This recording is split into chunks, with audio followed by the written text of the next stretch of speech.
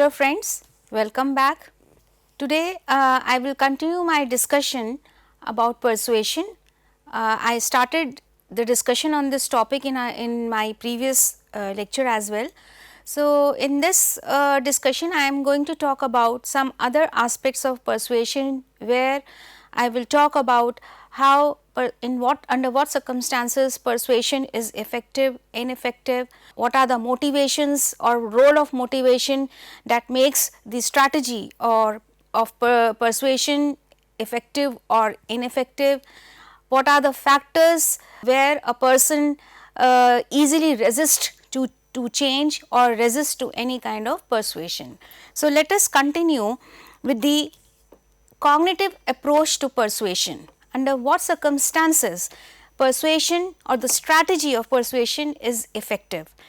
Now, this kind of approach actually focus on an individual's level of knowledge and motivation and awareness of the situation. Suppose I just give an example, a very simple day to day life example, that whenever we switch on the TV and watching any program, some commercial ads pop up. Now, as soon as the commercial ads pop up, we will sometimes just mute the volume, and it is but natural to understand that there is no relevance to that advertisement at that moment of time, and we tend to ignore. Now, this is a way that where when we do not have any need or we do not have any motivation, then any advertisement can also become very ineffective in terms of persuading any customer or consumer. This is a very simple example I am quoting right now, but there are social psychologists have also talked about some two important aspects and approaches that how an individual's cognitive process impact or influence the process of persuasion in day to day life. For example, if I say that whenever I am just repeating the example that even if we are watching television and any advertisement pop up on the screen, if we are muting the volume because we understand it is of no relevance, but yes, if any celebrity pops up on the screen of the television and advertising for a product or any campaigning or any social initiative, then we would also stop there and we will try to listen to what the message the celebrity is giving to the public. Now, as soon as this message is being popped up, maybe we will think that if this person is saying something, some relevance is there, or maybe the person is right whatever is being said by him, and we tend to just follow what the celebrity has sent the message to the public. Therefore, we can say that whenever we are motivated towards achievement of the goal or we have some understanding about the topic, then immediately we try to use our cognitions in a more productive manner, that how the whole process of information processing has been adopted by that person while absorbing the information, interpreting the information and evaluating the situation. So, this is how this cognitive approach has been discussed when we are talking about persuasion in terms of influence or attitude formation. This is one way where I am focusing on the cognitions or the cognitive aspect of persuasion. But social psychologists have answered this question, that how an individual uses his cognitions in day to day life. Then they have divided this process into two aspects. The first is systematic versus heuristic processing. If I go to the previous slide again, that when you are subjected to a message, the central issue is to provide the key to understanding the entire process of persuasion.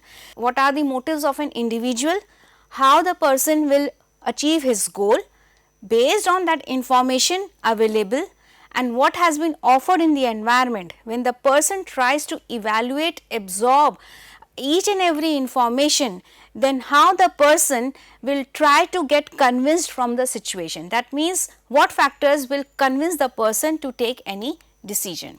Regarding the same, social psychologists have identified two distinct ways. The first is systematic processing or the central route to persuasion, or the other is heuristic processing or the peripheral route to persuasion.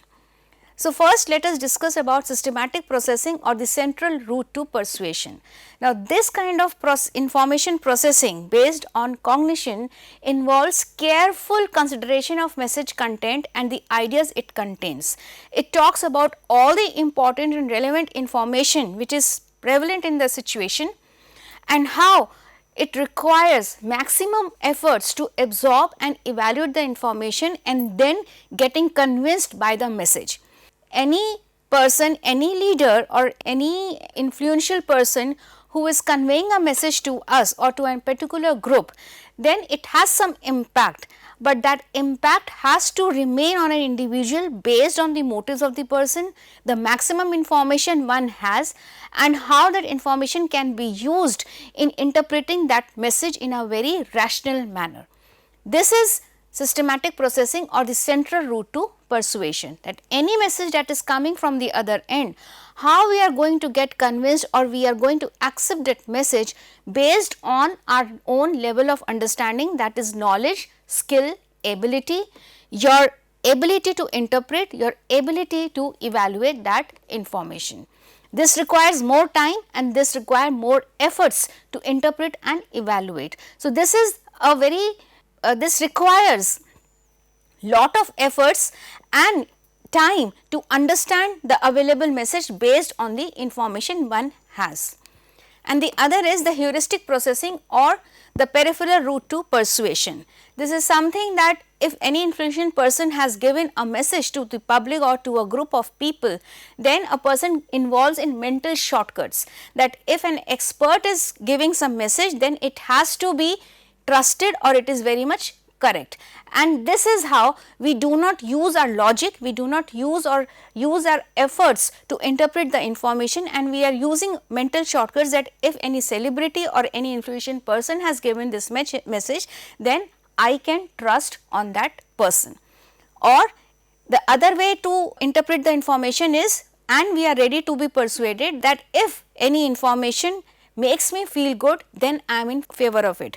Now, this kind of processing will only happen when the person is lacking some information to process or to interpret. Under such circumstances, the person tries to opt for mental shortcuts and take the decision or get persuaded by the communicator.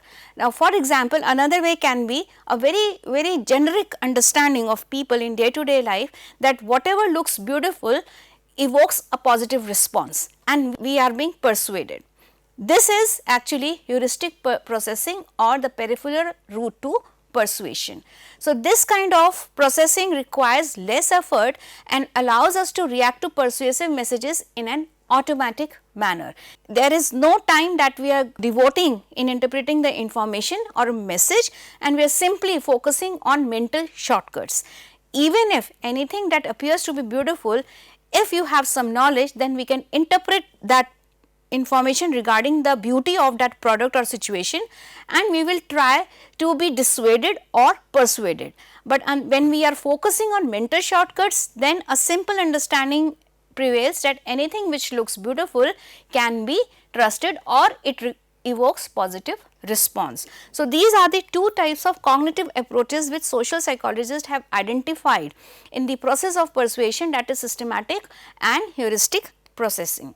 Now, the next question is that when do we engage in each of these two distinct modes of thought? There has to be some situation where we say that right at this moment a person is engaging in a systematic processing or in heuristic processing. Again, so social scientists have identified two types of models. The first is elaboration likelihood model and the other is heuristic systematic model. Now, this is elaboration likelihood model is a novel approach, cognitive approach to understand the process of persuasion. In this type of model, that is elaboration likelihood model or ELM, the person engage in the most effortful and systematic processing when our motivation is very high. when I started the discussion, I used this word that the process of persuasion is very much influenced by an individual's motives or goals that he or she has to achieve. If the motivation is very high to achieve the goal or attain some information, gain some information, then under such circumstances the individual will engage in every type of efforts to process the information in a very systematic manner. That means the root is very much deep and central. It is very much focused to an individual's motivation, and it is very much related to persuasive message. This is actually elaboration likelihood model. So, in this type of processing, an individual has a lot of knowledge regarding the message. Communicator in fact already has lot of knowledge, but when it reaches the target person also has enough of knowledge about the message, and he takes major interest in getting persuaded by engaging in careful thought processing, information processing, and sufficiently important to us and believe it is essential to form an accurate view. So, this is only possible when the person who is being persuaded or who has received the message from the communicator has some goal or high motivation, and he requires accurate information processing so that correct decision can be made. So, this is elaboration likelihood model. As the term implies, elaboration likelihood. The person tries to elaborate each and every detail of the information by the communicator in the message and combine it with the available knowledge to the maximum so that the correct decision making can be made. The other is heuristic systematic model. In contrast, the person engages in heuristic processing that requires less effort when we lack the ability to process more carefully. Any message that we have received or any person has received and he does not have appropriate information about the message, then definitely people cannot pay much attention to that message, and they are engaging themselves in heuristic model of persuasion, where they are just using mental shortcuts. For example, any political leader can persuade a group of people during election campaign as they are very much distracted and public do not have much information, and they agree to what the political leader has given the message. So, this is systematic heuristic processing model, where the motivation is also low and the availability of the information is also incomplete or minimum. Thus, we must make up our minds very quickly and we have little knowledge about the issue, or when our motivation to perform such cognitive work is low. For example, politicians, salespeople or advertisers, they tend to change an individual's attitude, and during that process they are so distracted, the public is so distracted that they do not want to engage themselves in detailed information, and they are being easily persuaded while changing their attitude. So, this is heuristic processing for reasons, and we describe later. It is often easier to change our attitudes when we think in this mode than we engage in a more careful and systematic processing. This is the difference between ELM and heuristic systematic processing, whereas in addition to it, strong arguments in favor of the position being advocated aren't needed when people do not process those arguments very carefully. If I continue with the example of a political leader or even a salesperson who has complete knowledge of the message, but the customer do not has the complete knowledge of the product, then ultimately the customer will not give counter argument regarding his opinion because he is lacking knowledge, and ultimately the salesperson or the political leader can impose their persuasion or influence on the customer or the group people. So, this is how heuristic processing becomes a shortcut depending on the type of person they are dealing with.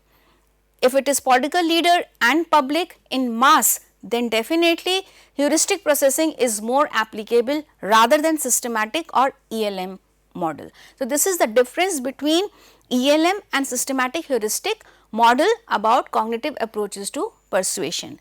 So, the difference is that whenever the person who has received the message do not have complete knowledge about the message, then under such circumstances it becomes very easy for any salesperson, advertiser or political leader to change the attitude of the other person than the person who is having better and more knowledge regarding the message. So, this is about the two models of cognitive approaches to persuasion.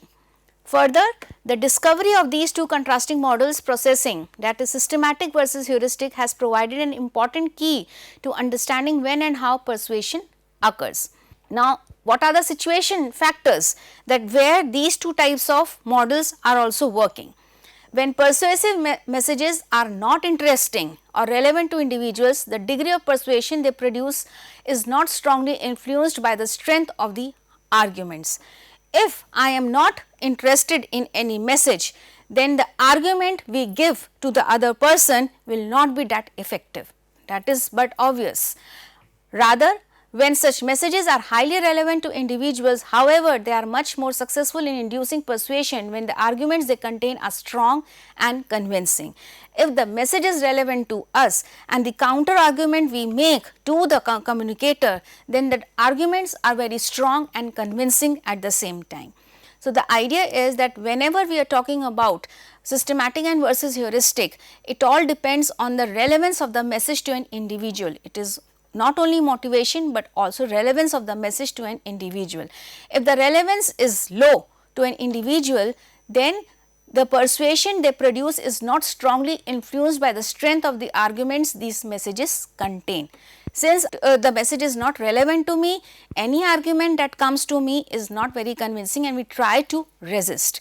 But if the message is very relevant to us, so any argument along with the message that comes, we are ready to counter also, and the argument from both the end is strong and convincing. So, this is the applicability and implication of systematic versus heuristic processing or cognitive approach to processing of persuasion. I just repeat that when persuasive messages are not interesting or relevant to individuals, the degree of persuasion they produce is not strongly influenced by the strength of the arguments these messages contain. That means, they are least influenced by the message that has been received by the communicator. But if the message is relevant to them, then they are ready to counter and receive every kind of argument from both the ends. Thus, according to these two pathways, that is ELM and systematic heuristic processing, when the relevance is low, individuals tend to process messages through the heuristic mode using various mental shortcuts. Even in elaboration likelihood model, if the relevance is low, then heuristic model is more applicable, and these argument strength has little impact in contrast when relevance is high. They process persuasive messages more systematically, and in this mode argument strength is very important, because the message is very relevant to the person, then he will also give a counter argument to the communicator to reach the right decision making. So, this is about ELM and systematic heuristic processing. This is a model, ELM model, the cognitive theory of persuasion, where when the message is important, the processing capacity is very high and the person engages in central route, that is systematic processing, and there is attitude change which depends on the argument. Here at this point, when the information is very important or relevant to the person, under such circumstances attitude change or formation becomes very difficult, because the person who has received the message has to be convinced in such a manner that he is bound to change his attitude. In such circumstances, it is also likely that the attitude will not change and the message will be ineffective on that person. Whereas, if the message is unimportant, the processing capacity is low because complete information is not available to the person also, then they engage in heuristic processing, where they use mental shortcuts to come to the conclusion, and attitude change depends upon what triggers them. Now, in this situation there can be some distraction at the same time, that sometimes people are distracted and they also get convinced and the message becomes influential. But the most important thing is relevance and motivation. If relevance is high, attitude change becomes difficult process. If relevance is low, then attitude change is possible, but completely based on mental shortcuts. So, this is one of the most famous ELM model or the cognitive theory of persuasion. Similarly, the systematic versus heuristic distinction helps explain why people can be more easily persuaded when they are distracted than when they are not. Under such circumstances, the capacity to process the information in a persuasive message is limited. So, people adopt the heuristic mode of thought. As I mentioned just now, that even when the person is distracted, he is not having a complete or focused information about the message. Under such circumstances, the person is generally involved in heuristic processing and they are very much convinced in a very easy manner. This can be a distraction based on the attractiveness of the message as well. Maybe the message seems so attractive and the person gets convinced. No matter how much information is fake in that message or how much information is required to process that message, that is a different issue to be discussed. But whenever a person is distracted, then heuristic processing is more active, because persuasion may occur because people respond to these cues and not to the arguments being presented. So, even the argument is along with the message, but they are more interested in using the shortcuts and come to the decision. So, we can say that the modern cognitive approach really does seem to provide the crucial key to understanding many aspects of persuasion. This is about the cognitive theory of persuasion based on ELM model, elaboration likelihood model, where two types of processing is involved, systematic and heuristic processing model, and how an individual's motivation, relevance and distraction are the factors which affect the process of persuasion. Next, I will discuss further in the next lecture. Thank you so much.